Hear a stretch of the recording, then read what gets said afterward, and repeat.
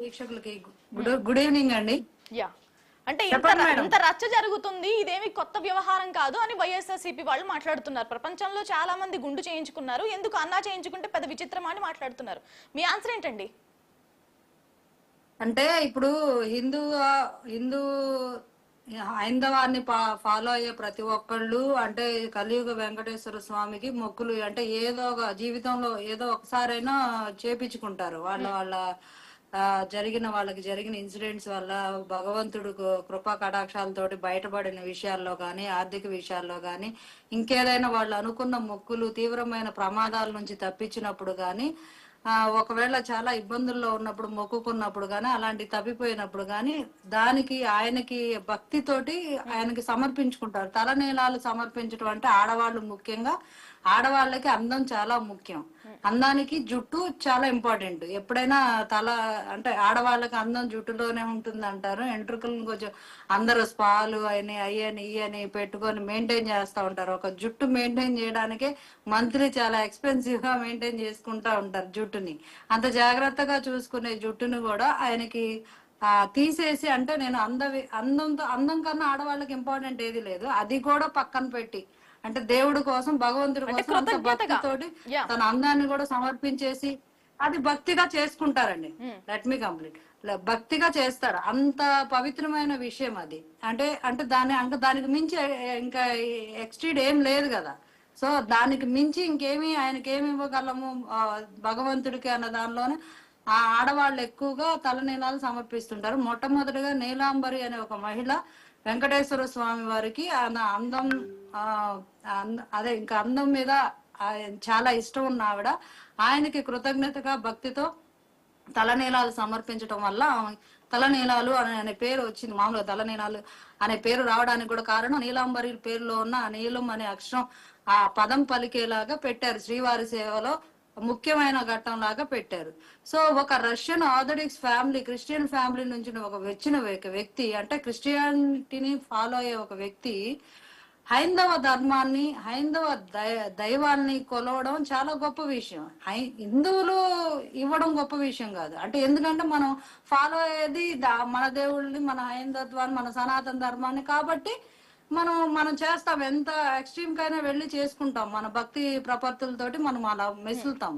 కానీ వేరే దేశం నుంచి వచ్చి ఒక రష్యన్ అయ్యి నుండి వేరే క్రిస్టియన్ వేరే మతంలో పుట్టి పెరిగి వాళ్ళ కుటుంబ సభ్యులంతా అంటే పోప్స్ లాగా వాళ్ళు అంతా చర్చెస్ లో కూడా ఒక ఆర్థోడాక్స్ ఫ్యామిలీ నుంచి వచ్చిన ఆవిడ మన హైందవత్వాన్ని తీసుకోవడం అది హర్షించదగ్గ విషయం. అది పెద్ద విషయం, చాలా పెద్ద విషయం. అందరూ చేయడం అది చిన్న విషయమేగా. అందరూ చేస్తారు. అందరూ చేయడం వేరు, ఒక రష్యన్ అయి ఉండి ఆవిడ చేయటం వేరు. అంత భక్తి శ్రద్ధలతోటి మన ఇండియాలోనే పుట్టి మన దగ్గరే మన స్టేట్ లోనే పుట్టి హిందువులుగా పుట్టి క్రిస్టియానిటీ తీసుకొని క్రిస్టియన్ కి కన్వర్ట్ అయ్యి హిందూ దేవుళ్ళు పూజలు అంటే అదేదో పాపం లాగా ప్రసాదం పెడితే టిష్యూ పేపర్ లో చుట్టేయడం, తీర్థం ఇస్తే టిష్యూ పేపర్ తోటి ఇట్లా తీసుకోకుండా అసలు తాగకుండా కూడా కింద పడేయటం, చెప్పులు వేసుకొని టెంపుల్కి వెళ్ళడం, అంటే పట్టు వస్త్రాలు సమర్పించేటప్పుడు కూడా సరైన ప్రాతిపదిక గల ఆగమ శాస్త్రం ప్రకారం కూడా ఫాలో అవ్వకుండా వెళ్ళడం, అంటే శాస్త్రాల్లో కూడా కించపరిచేలాగా పనిచేసే వాళ్ళు కూడా ఉన్నారు.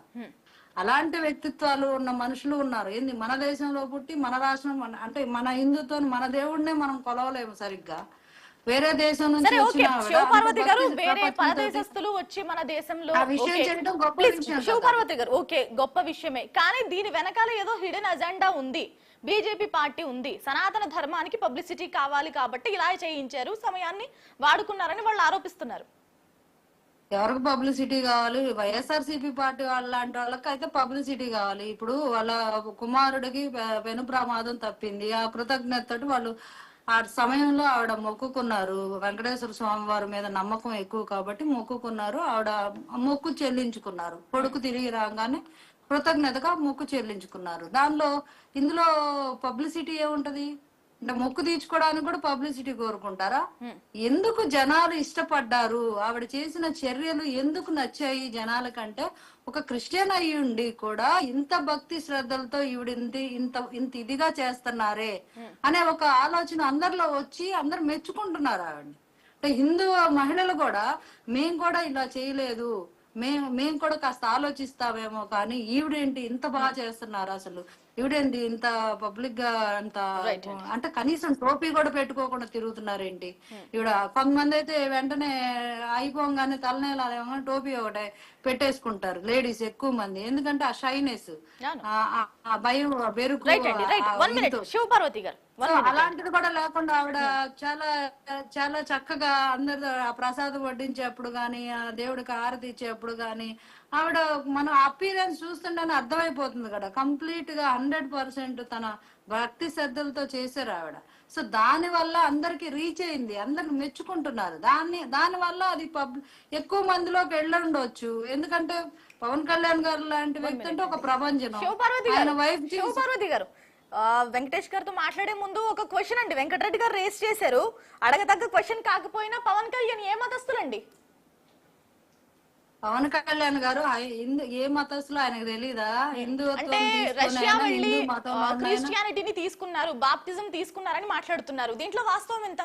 ఆయన వెళ్ళి దగ్గరుండి ఇప్పించారా బాప్టిజం? ఎప్పుడు తీసుకున్నారట? పవన్ కళ్యాణ్ గారు అన్నారు, ఇది పవన్ కళ్యాణ్ గారు అన్నారు. తీసుకోలేదు ఆయన తీసుకోలేదు. వాళ్ళ వైఫ్ క్రిస్టియన్, వాళ్ళ పిల్లలు పవన్ కళ్యాణ్ గారు పెడతాను, పార్వతి గారు సమాధానం చెప్పాలి. ప్లే చేయండి, లైవ్ లో ప్లే చేయండి. పవన్ కళ్యాణ్ గారు బాప్టిజం తీసుకోలేదు, ఆయన వైఫ్ తీసుకున్నారు. ఆయన వైఫ్ క్రిస్టియన్, వాళ్ళు ఫస్ట్ నుంచి క్రిస్టియన్ ఫ్యామిలీస్ నుంచి వచ్చిన వాళ్ళు, వాళ్ళ ఫోర్ ఫాదర్స్ గానీ ఫాదర్స్ గానీ పోప్స్ గా పనిచేస్తున్న వాళ్ళు. వెంకటేష్ గారు చాలా సేపటి నుంచి వెయిట్ చేస్తున్నారు, ఏంటి మీ వెర్షన్ ఏంటి? రకరకాల వెర్షన్స్ వినిపిస్తున్నాయి, తప్పు కాదని ఒకరు, తప్పని ఒకరు, అవసరం ఏంటని ఒకరు, అవసరమే అని ఒకరు, వాడుకుంటున్నారని ఒకరు. మేడం ఫస్ట్ శ్రీనివాస్ గారు సార్ చెప్పినట్టు, శ్రీకాంత్ శర్మ గారు శ్రీనివాస్ శర్మ గారు చెప్పినట్టు కోరుకున్నారు, కోరడానికి తలనీలాలు అహంకారానికి ప్రతీక. ఎవరైనా సరే, మీరైనా సరే, నేనైనా సరే, దానికి పెద్ద వేదాలు అక్కర్లేదు, గరుడు పురాణాలు అక్కర్లేదు, ఏం అక్కర్లేదు. అహంకారం ఉంది, స్వామి నా అహంకారం నీ దగ్గర పెట్టేస్తున్నా, ఓకేనా? నా దగ్గర అహంకారం మొత్తం నీ దగ్గర దించేస్తా, నా బిడ్డ ప్రాణాలు కాపాడుకో అని చెప్పేసి ఆవిడ అంది. కరెక్ట్, ఆవిడ చేసింది కరెక్ట్, దానికి ఏం శాస్త్రాలు అక్కర్లేదు, ఏం అక్కర్లేదు. కానీ వీళ్ళు చేసిన పోస్టులు ఏవైతే ఉన్నాయో, ఎందుకు జనసేన పార్టీ అఫీషియల్ పేజీలు ఎందుకు పోస్ట్ చేసుకోవాలి వాటిని? అది కూడా జగన్మోహన్ రెడ్డికి వీళ్ళకి కంపారిజన్ పెట్టి ఎందుకు పోస్ట్ చేసుకోవాలి? ఏం అవసరం ఉంది పోస్టులు పెట్టుకొని?